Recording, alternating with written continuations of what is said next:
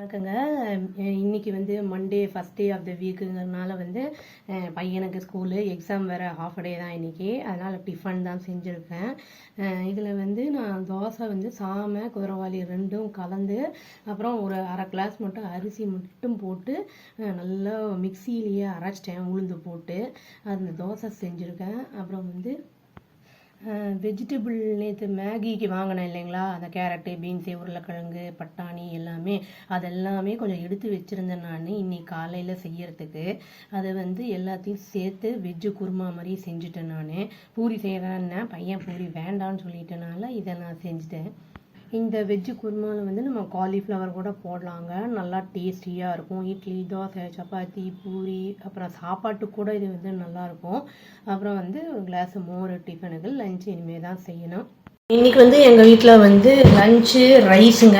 அப்புறம் அந்த தால் இருக்குது இல்லைங்களா, சும்மா வந்து இந்த கடுகு உளுத்தம்பருப்பு எல்லாம் போட்டு நல்லா தாளித்து நல்லா வேக வச்சு பண்ணிட்டேன். அது நெய் போட்டு சாப்பிடும்போது ரொம்ப நல்லாயிருக்கும். அப்புறம் தக்காளி ரசம் பண்ணியிருக்கேங்க நான். அப்புறம் அந்த காய் இருந்துச்சு இல்லைங்களா, அந்த கேரட்டு பீன்ஸு உருளைக்கிழங்குன்னு அதை வந்து காலையில் குருமா பண்ணிட்டேன். இனியும் ஒரு பார்ட்டை வந்து கொஞ்சம் எடுத்து வச்சுருந்தேன் நான். அதை வந்து பொரியலாக பண்ணிட்டேன். வெங்காயம் அந்த இதெல்லாம் போட்டு நல்லா தேங்காய் லேசாக துருவி போட்டு 2 ஸ்பூனு நல்லா வந்து ஃப்ரை பண்ணிட்டேன். நல்லா வேக வச்சு ஃப்ரை பண்ணேன். நல்லாயிருக்கும் டேஸ்ட். அது காலையில் வச்ச குருமாவுமே கொஞ்சம் மீதி இருக்குங்க. அப்புறம் தயிர், அதாவது ஆக்சுவலி இந்த தயிர் வந்து நம்ம இப்படியே சாப்பிட்றத காட்டிலும் டைல்யூட் பண்ணி சாப்பிட்றது நல்லது. அதை நிறைய வந்து நம்ம எவ்வளோ மோரெலாம் நிறைய எடுத்துக்கலாம், நீர் மோராக. இந்த மாதிரி கெட்டியாக சாப்பிடும்போது நம்மளுக்கு வந்து அது உடம்புக்கு வந்து உபாதைகளை வந்து ஏற்படுத்தும். ஊறுகாய் வந்து இன்றைக்கி அதே மாங்காய் ஊறுகாய் இருக்குது, அதனால் அந்த மாங்காய் ஊறுகாயே வச்சுக்கிட்டேங்க நான். சப்போஸ் வந்து இதை மிச்சம் மீதி இருந்தது காலையில் பண்ணதுன்னா அதை வந்து மோர் சாதத்துக்கு அதையும் போட்டு தொட்டு சாப்பிட்ருவோம் நாங்கள்.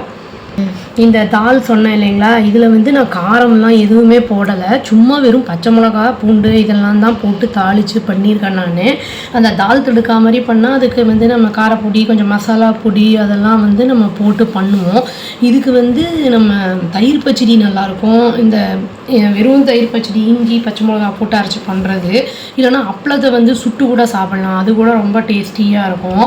சைட் டிஷ் வந்து இந்த பொரியலே நல்லா தான் இருக்கும், அது வந்து அப்பளம் இருந்ததுன்னா அதை கூட சாப்பிட்லாம்.